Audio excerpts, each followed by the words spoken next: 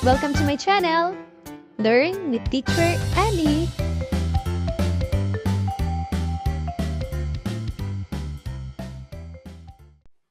Day 1.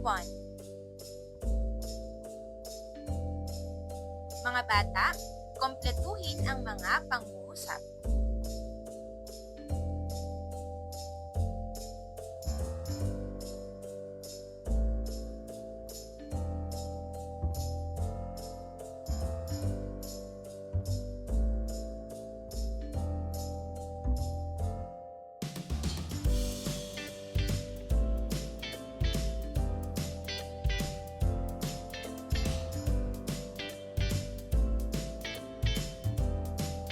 Ngayon naman ay suriin ang mga larawan. Ibigay ang iyong opinyon at pagpapaliwanag sa mga detalye at mensahe ng larawan sa loob ng 2 hanggang 3 pangungusap.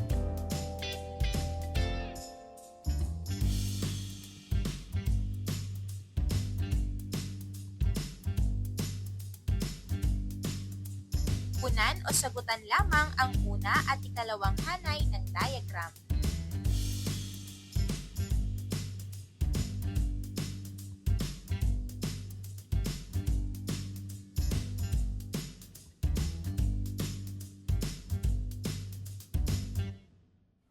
Ating talakayin ang mga pamamaraan ng pagpapanatili ng kalinisan ng kapaligiran.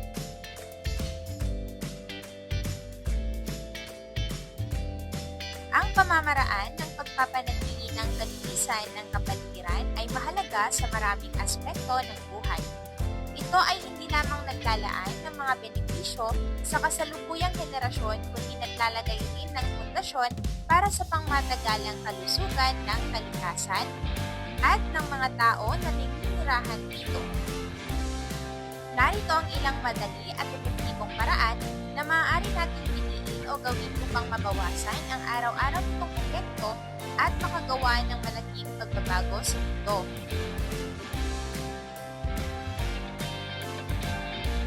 Una, magdala ng mga reusable na bag sa grocery store o sa anumang ibang pag-aayos na may kinalaman sa pamimili upang mabawasan ang paggamit ng disposable na mga bag.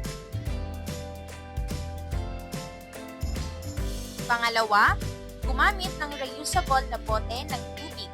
Ang paggamit ng reusable na bote ng tubig ay hindi lamang lubos na makakabawas sa dami ng single-use plastic, makakatipid rin ito sa gastos.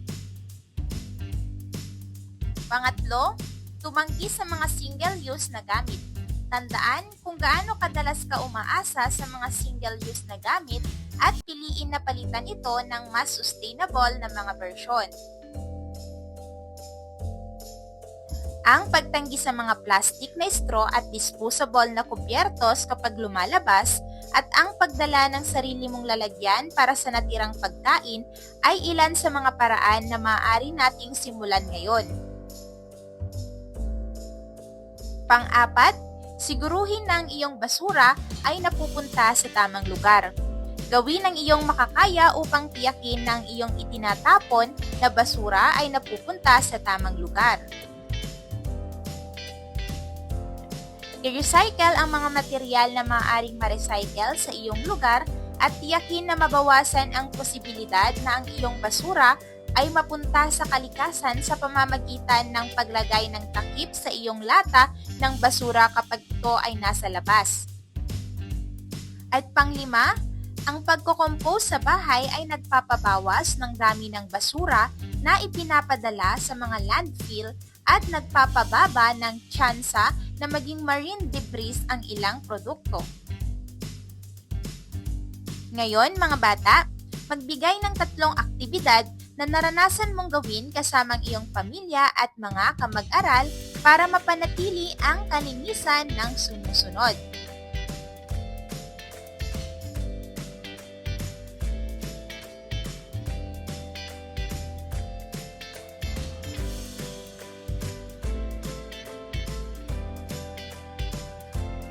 Mahalaga ba na katulong ang bawat kasapi ng pamilya at paaralan sa pagpapanatili ng kalinisan?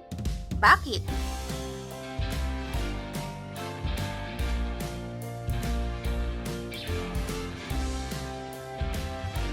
Sa pamamagitan ng mga larawang ito, bumuo ng isang tanong at isang sagot batay sa paksang pamamaraan para mapanatili ang kalinisan ng kapaligiran upang makaiwas sa sakit.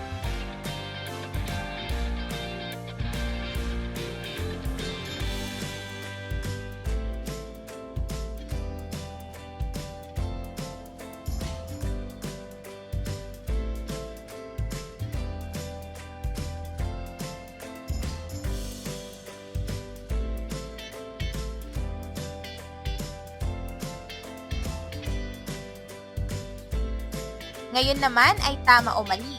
Bilugan ang T kung tama at M kung mali. Isang punto bawat tanong.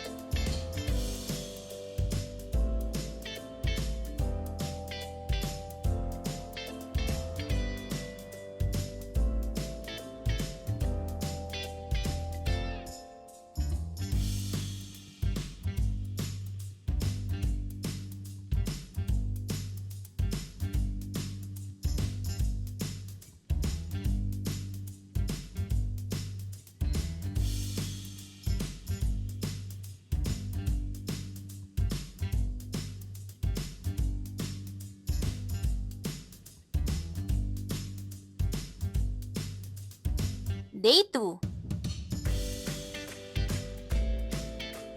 Mga bata, tingnan ang mga larawan sa ibaba.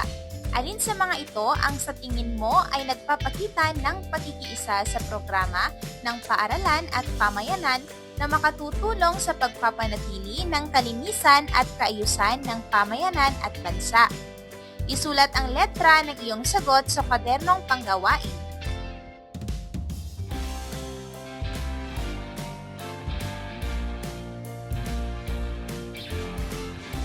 Ngayon, ano-ano ang mga paraan upang mapanatili ang kalinisan sa kapaligiran?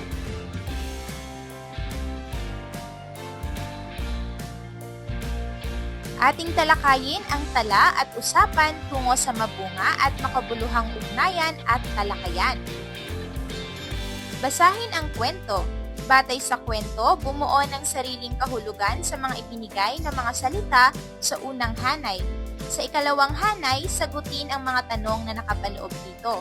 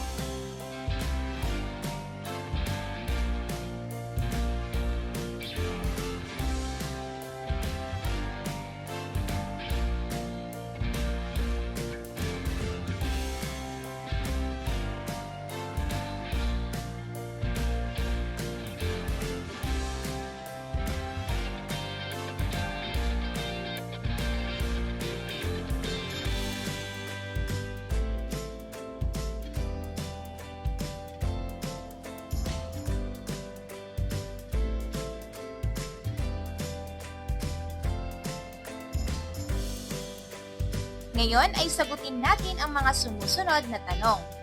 Una, bakit mahalagang malaman natin ang iba't ibang pamamaraan sa pagpapanatili ng kalinisan ng ating kapaligiran?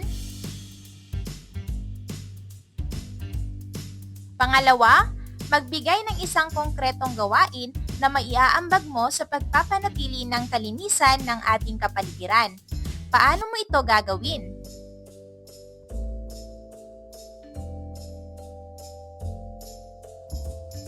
At ano ang pinakamahalagang pamamaraan para mapanatili ang kalinisan ng kapaligiran na iyong natutuhan mula sa araling ito? Ipaliwanag ang iyong sagot.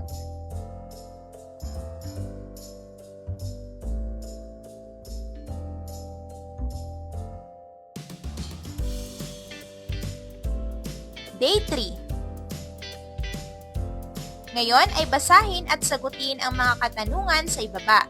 Isulat ang iyong sagot sa kwadernong panggawain.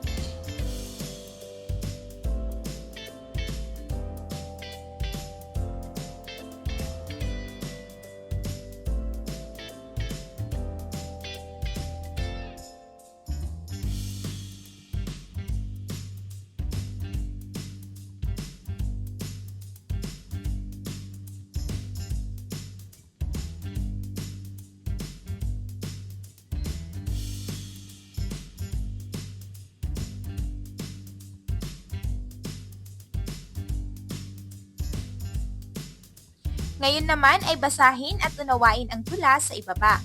Ito ay pinamagatang sa aming paaralan na isinulat ni R.B. Katapang.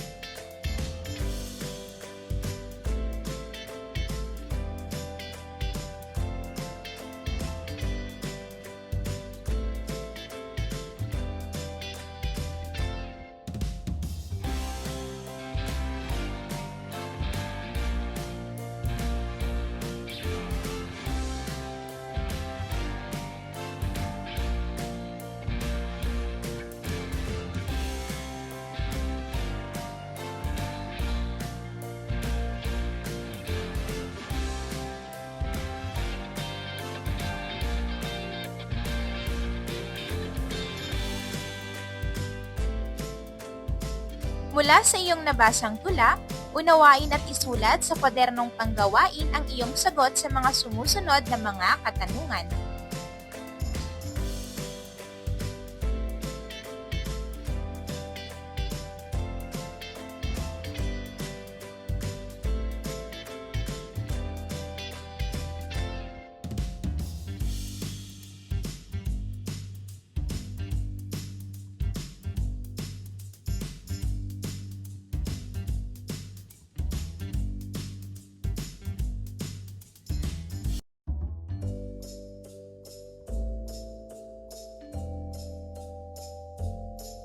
Ating alamin ang mga hamon na maaaring harapin sa proseso ng pagpapanatili ng kalinisan ng kapaligiran. Ang mga hamon na maaaring harapin sa proseso ng pagpapanatili ng kalinisan ng kapaligiran ay hindi madali. Kinakailangan ang kolektibong pagkilos kasama ang kapwa, iba't ibang sektor at organisasyon, at edukasyon sa pagtatagumpay sa pagpapanatili ng kalinisan ng ating kapaligiran. Ang mga sumusunod ay maaaring mga hamon. Una, ang kakulangan ng sapat na kaalaman at kamalayan sa kahalagahan ng pangangalaga sa kapaligiran ay maaaring maging hadlang sa pagpapalaganap ng mga programa para dito. Pangalawa, ang hindi sapat na pondo para sa mga proyektong pangangalaga sa kapaligiran tulad ng recycling at pamamahala ng basura ay maaaring maging hadlang sa matagumpay na pagpapatupad ng mga hakbang. Pangatlo, ang ilegal na pagmimina ng likas na yaman, gaya ng ilegal na pagputol ng kahoy at minerya, ay nagdudulot ng pinsala sa kalikasan at maaaring magdulot ng pagkakaroon ng problema sa pangangalaga sa kalinisan.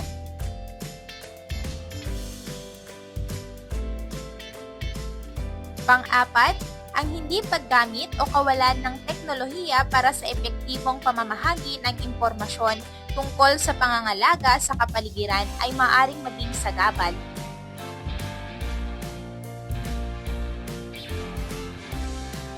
Panglima, ang hindi maayos o kakulangan ng koordinasyon sa pagitan ng iba't ibang sektor at ahensya ng lipunan ay maaaring magbunga ng hindi epektibong pangangasiwa sa kalinisan ng kapaligiran.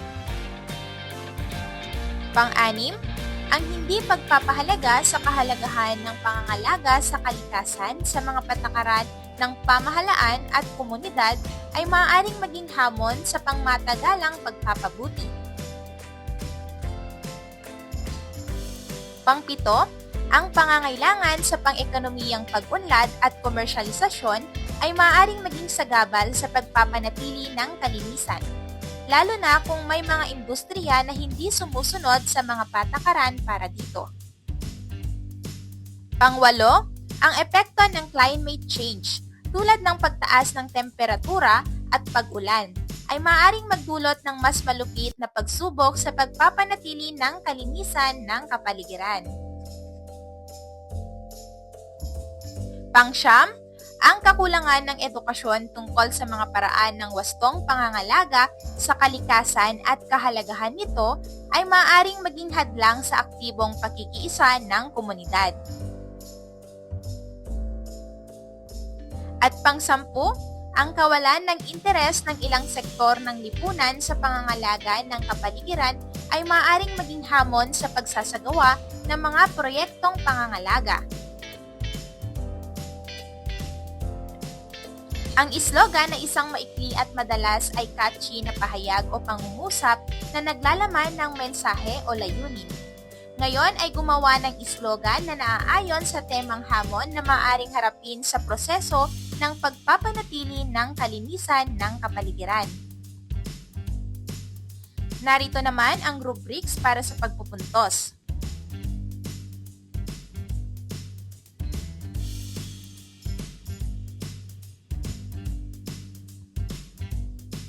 Mga bata, sagutin ang sumusunod na mga tanong.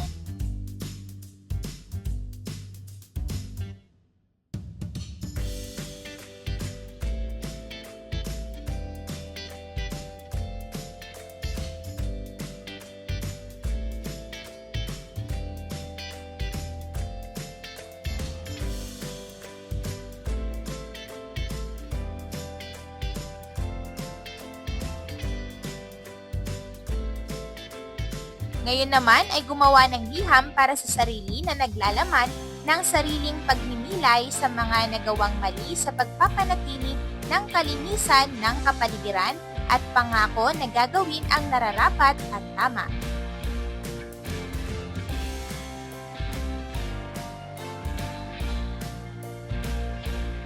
Iguhit ang masayang muka kung ang sitwasyon ay nagsasaad ng pagigibahagi sa mga programa ng pagpapanatili ng kalinisan at kaayusan ng paaralan at pamayanan.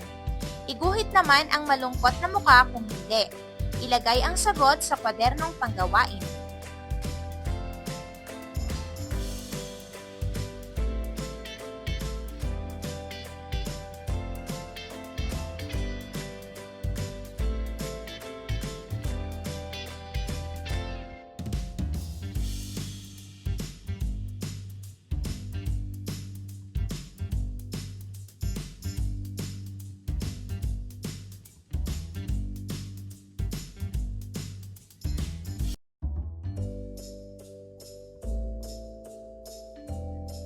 Day 4.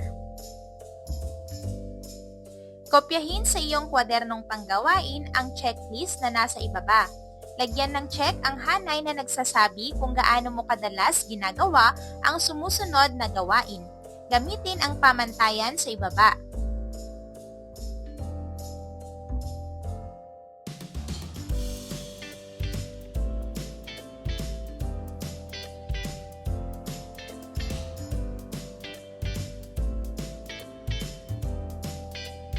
Suriin ang mga larawan.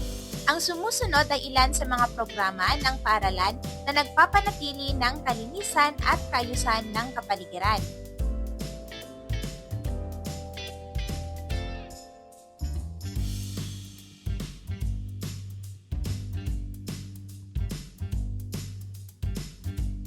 ang pag-iisa sa iba't ibang programa ng paaralan at pamayanan para sa pagpapanatili ng kalinisan at kaayusan ay pagpapakita ng pagmamalasakit sa kapaligiran ng ating pamayanan at bansa. Ngayon mga bata, iguhit ang thumbs up kung ang sitwasyon ay nakikibahagi sa pagpapanatili ng kalinisan at kaayusan ng paaralan at pamayanan. Thumbs down naman kung hindi. Isulat ang sagot sa kwadernong panggawain.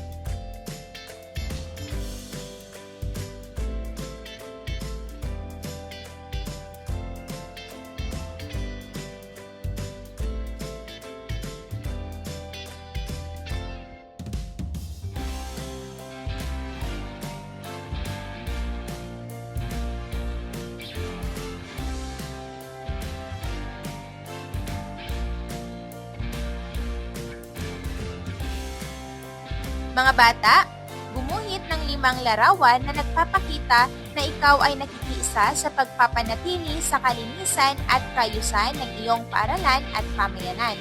Iguhit ito sa kwadernong panggawain.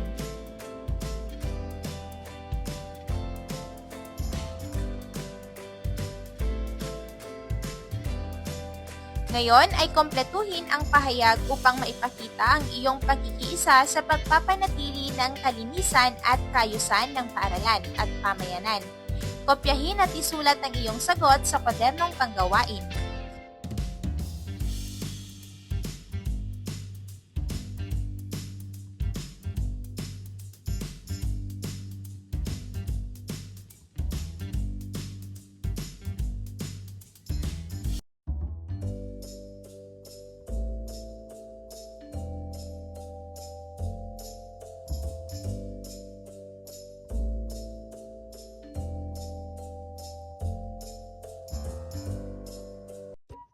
Thank you for watching!